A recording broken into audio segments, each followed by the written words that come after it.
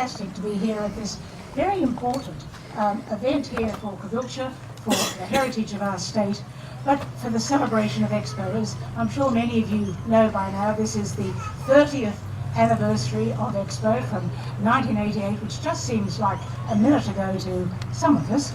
And we have been celebrating Expo since April. I've been all over the place, to Kiroi to open their museum up there with Jason and the others, and many other Expo events. And in fact, last month I was in London speaking at the University of Queensland, an alumni reunion about, you guessed it, Expo.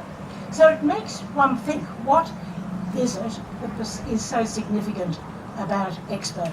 It was a great party, it was a wonderful event for our city. It changed the city in many ways, not just in the physical way, but ways like some of you who are of a certain age will remember how we had sort of tea at 5:30 in the afternoon.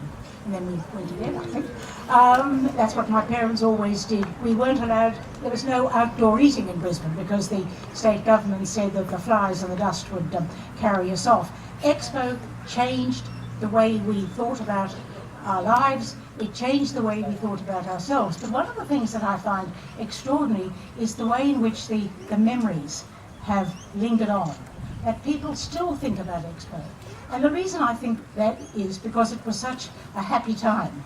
And that's why memories are important and commemorating things are important, because it certainly, happiness lives on. And I think it's really, particularly in this day and age and in the world in which we live, to have some happy memories are very significant. And people, I think, some of us may be here for the 40th celebration of Expo.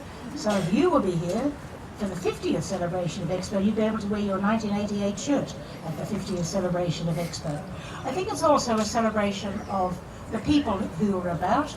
So many people were involved in Expo itself. As you've heard, I was the Lord Mayor, and that was a great gig to have at that time. But there were people like Ken Doan involved, who has made a national contribution with his artwork. I have a painting of yours at home, Ken. My children at that time had Ken Doan bedspreads. Remember the Ken Doan bedspreads? Yes, weren't they good? People like, I'm glad to see here today the Reverend Alan Mayle, who's made such a contribution to Queensland in so many ways, and so many others that deserve recognition.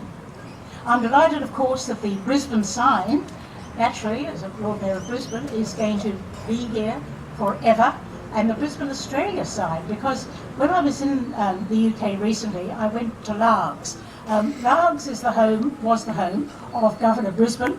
I don't know if many people know that Brisbane was named for a governor, and that governor came from Largs in the west coast of Scotland. So I went to visit Largs, and I went to visit his grave, and on his grave I discovered that he had named two of his children, given them their second name. His son was named Thomas Australis Brisbane, poor little thing, and his daughter was named Eleanor Australia Brisbane. Now, Australia was not an official name then, but he knew people must have been talking about Australia, and what a significant name that was.